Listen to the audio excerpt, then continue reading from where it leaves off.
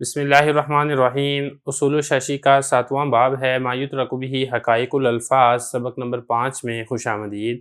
آج کے سبق کے اندر ہم سیاق کلام کی دلالت کے بارے میں پڑھیں گے۔ عبارت دیکھ لیں، وَالثَّالِثُ قَدْ تُتْرَكُ الْحَقِيقَةُ بِدَلَالَةِ سِيَاقِ الْكَلَامِ قَالَ فِي السِّيَرِ الْكَبِيرِ إِذَا قَالَ الْمُسْلِمُ لِلْحَرْبِيِّ انزل كَانَ آمِنًا وَلَوْ قَالَ انزل إِن كُنتَ رَجُلًا فَنَزَلَ لَا يَكُونُ آمِنًا وَلَوْ قَالَ الْحَرْبِيُّ الْأَمَانَ الْأَمَانَ فَقَالَ الْمُسْلِمُ الْأَمَانَ الْأَمَانَ كَانَ آمِنًا وَلَوْ قَالَ الْأَمَانَ سَتَعْلَمُ مَا تَلْقَى غَدًا وَلَا تَعْجَلْ حَتَّى تَرَى فَنَزَلَ لَا يَكُونُ آمِنًا۔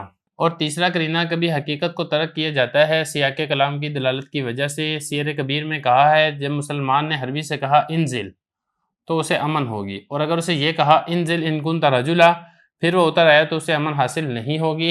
اور اگر حربی نے یہ کہا الامان الامان تو مسلمان نے آگے سے کہا الامان الامان تو اسے امن حاصل ہوگی۔ اور اگر مسلمان نے یہ کہا الامان ستعلم ما تلقى غدا ولا تعجل حتى ترى پھر وہ حربی اتر آیا تو اسے امان حاصل نہیں ہوگی۔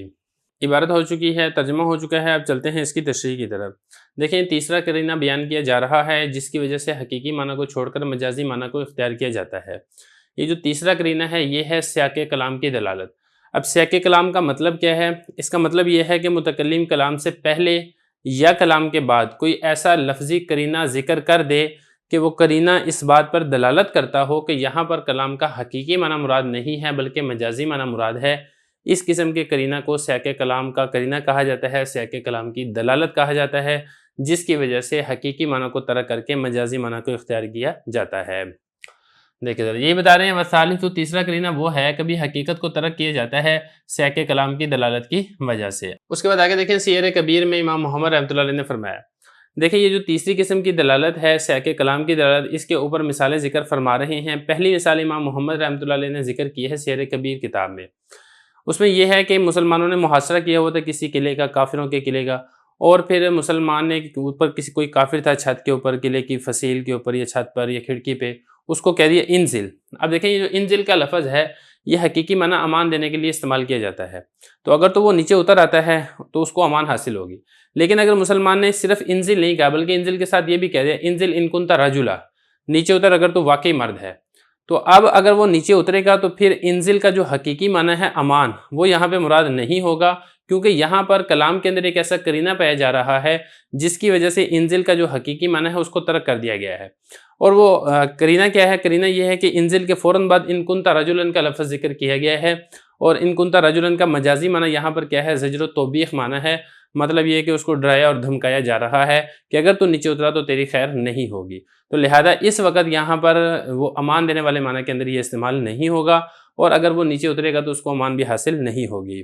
مثال دیکھیں، فرمایا کہ امام محمد رحمۃ اللہ نے سیر کبیر میں فرمایا مسلمان نے جب حربی سے یہ کہا نا انزل پھر وہ اتر آتا ہے، انزل کے بعد نا اصل میں اس کی جزا بھی محذوف ہے، فنازلہ، وہ نیچے اتر ہے کانا آمنا تو اس کو امان حاصل ہوگی۔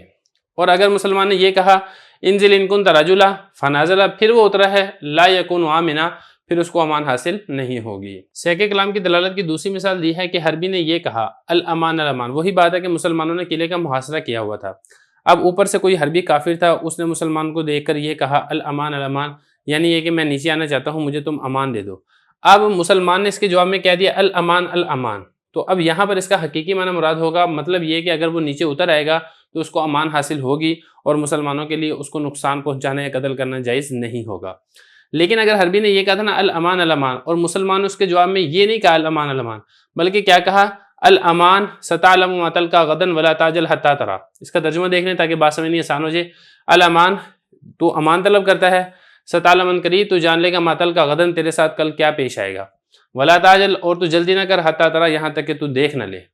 تو اب یہ جو جملہ ہے اس جملے کی وجہ سے اس کو امان حاصل نہیں ہوگی، کیونکہ یہ جو جملہ ہے یہ قرینہ ہے، اس بات پر دلالت کر رہا ہے کہ مسلمان کا جو مقصود ہے، یہ جو لفظ بولا تھا نا الامان، اس امان سے حقیقی معنی امان دینا یہ مراد نہیں ہے، بلکہ مسلمان کا جو مقصد ہے وہ اپنی بہادری اور اس کافر حربی کو اس کے برے انجام سے ڈرانا مراد ہے۔ لہٰذا قرینہ پائے جانے کی وجہ سے جو امان کا حقیقی معنی تھا امان دینا، یہ حقیقی معنی متروک ہو جائے گا اور مجازی معنی یعنی زجر و توبیخ یہ معنی مراد ہوگا۔